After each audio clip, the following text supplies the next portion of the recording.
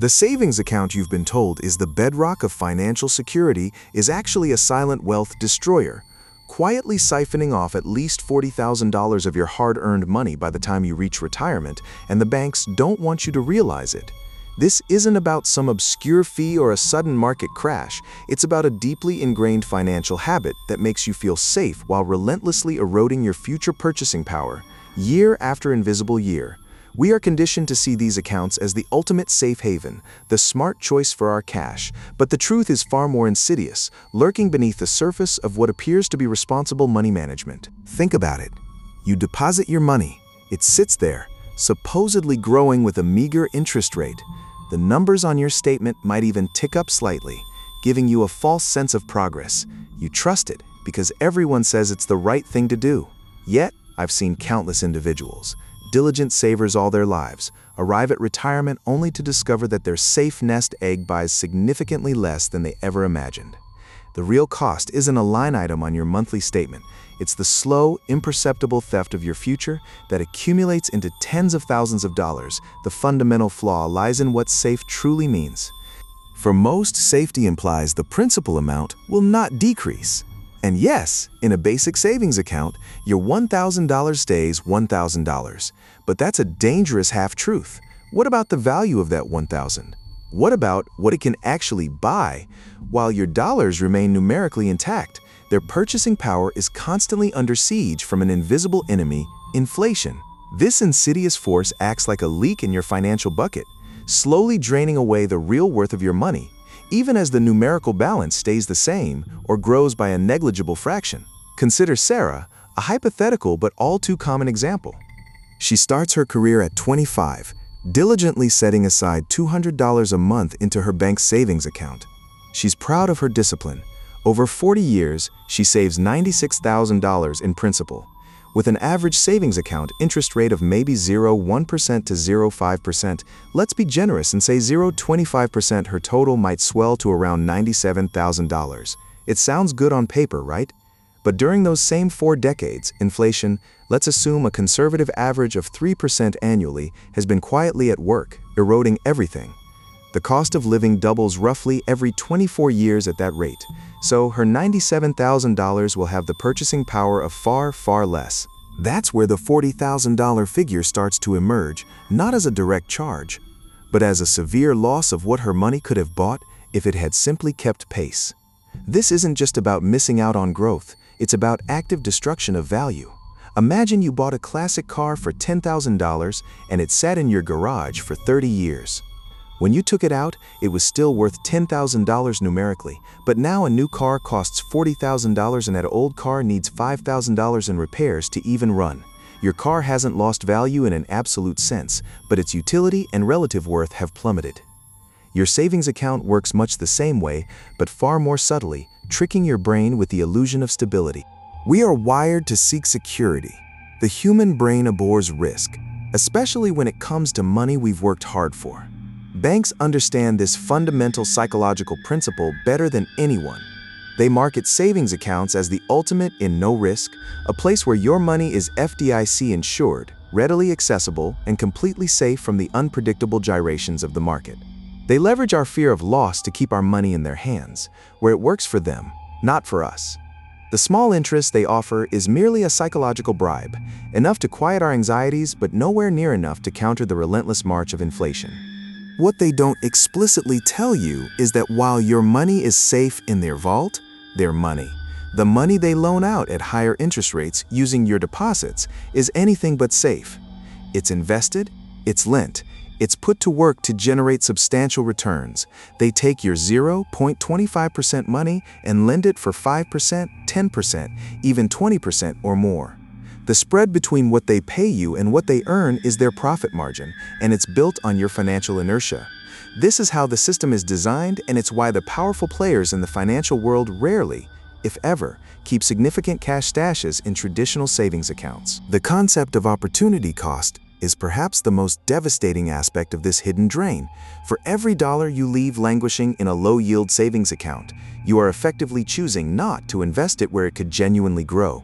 Historically, diversified investments in the stock market have returned an average of 7 to 10% annually over long periods, even after adjusting for inflation.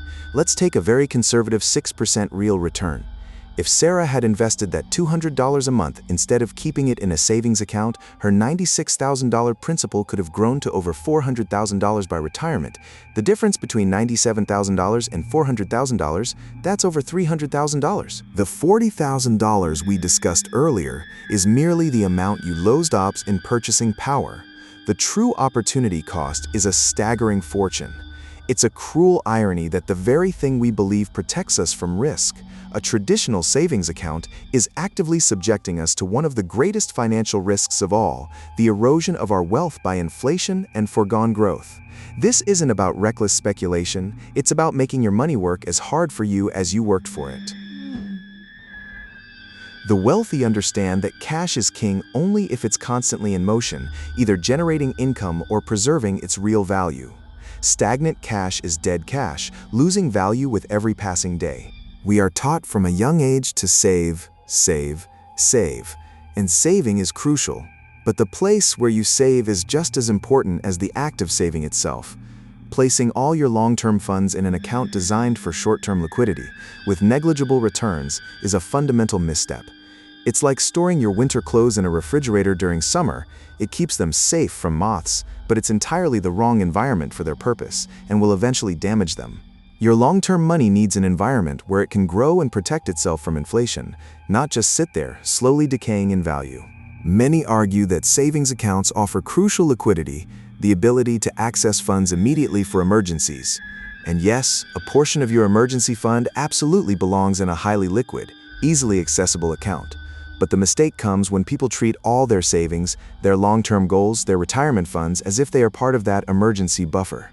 Your 6-month living expenses should be liquid, but your future house down payment, your child's college fund, your retirement nest egg, these need to be treated differently, with a strategy focused on growth and inflation protection, not just raw accessibility. The psychological comfort of seeing a static number in your savings account statement is a powerful opiate.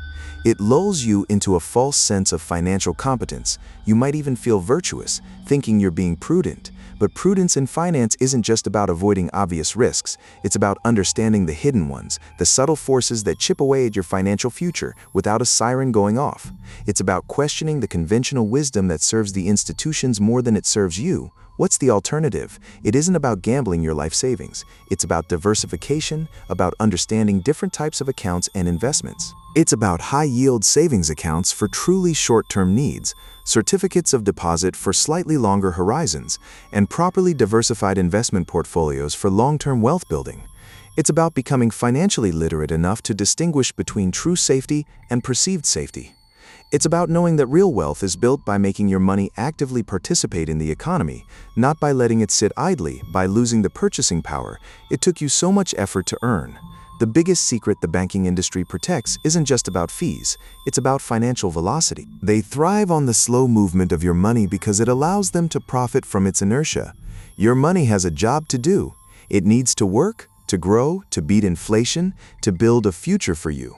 Leaving it in a traditional savings account is like hiring a highly skilled employee and then telling them to sit in the break room all day, paying them for doing nothing, while the company's profits dwindle. Your money needs a purpose, a strategy, and a place where it can fulfill its potential, considerando as sementes diem futuro. Você não planta uma semente e a deixa apodrecer na gaveta esperando que ela floresça.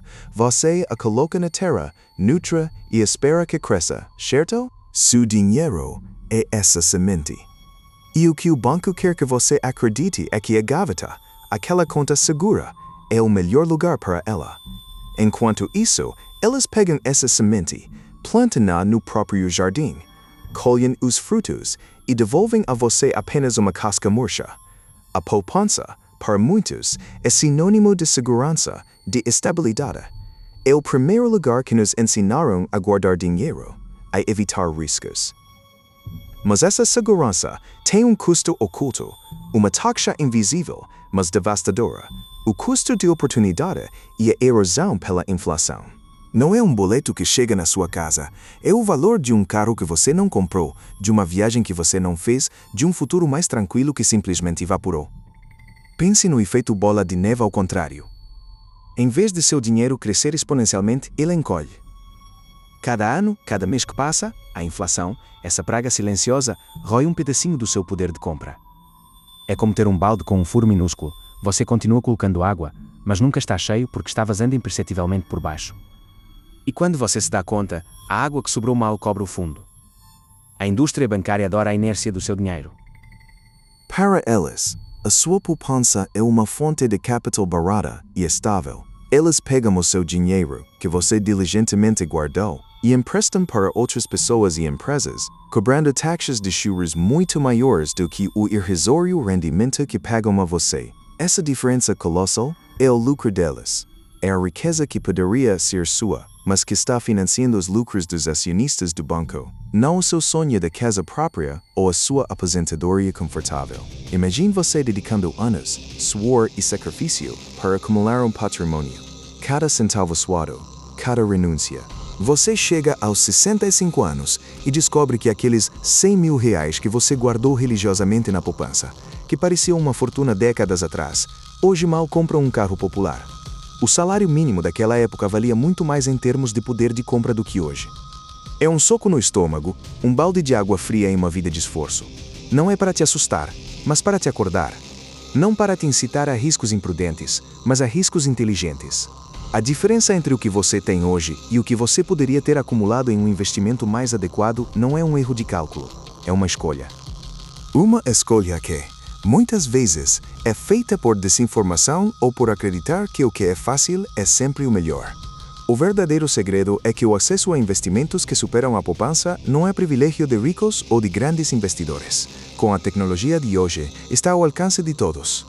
Fundos de investimento com taxas baixas, tesouro direto, CDBs de bancos médios que oferecem rentabilidades muito superiores à poupança e até mesmo a bolsa de valores com ETFs diversificados. Essas não são apostas arriscadas para quem sabe o que está fazendo. São ferramentas que permitem que seu dinheiro trabalhe a desverdivir de verdade para você, em vez de ser um escravo mal remunerado nas mãos do banco. É sobre mudar a mentalidade de guardar dinheiro para investir dinheiro. Guardar é estático, investir é dinâmico. É sobre fazer seu capital participar da economia, sobre se tornar um pequeno acionista em vez de um mero depositante. A pergunta não é se você pode se dar ao luxo de investir. A pergunta é se você pode se dar ao luxo de astir ou não astir porque, como vimos, a inação tem um custo, e é um custo muito alto. É o custo de uma aposentadoria com menos liberdade, de sonhos adiados, de uma vida inteira de trabalho com um final financeiro menos confortável do que você merecia. E o que acontece quando você finalmente percebe isso? A primeira reação pode ser frustração, talvez até raiva. Mas a segunda deve ser empoderamento. Porque uma vez que você conhece o jogo, você pode mudar as regras para si mesmo. Você pode tirar seu dinheiro da gaveta do banco e colocá-lo para trabalhar no seu jardim, onde ele realmente tem a chance de florescer. O caminho para a liberdade financeira não é sobre mágica, mas sobre conhecimento e ação. This isn't to say savings accounts are inherently evil. They serve a very specific, limited purpose, short-term emergency funds, money you know you'll need in the next few weeks or months. Beyond that, they become a liability, a silent tax on your diligence. The $40,000, and often much more, that you lose by retirement isn't a direct charge. It's the profound cost of missed opportunity, the consequence of choosing perceived safety over actual financial intelligence. It's the cost of letting your hard-earned money slowly rot in a low-interest environment, while the world around it becomes more expensive. So, the next time you look at your safe savings account, don't just see the number. See the potential that's quietly slipping away. See the purchasing power that's being eroded. See the future experiences, the retirement comfort, the financial freedom that could have been yours, but was silently devoured by a system designed to look out for itself, not for you.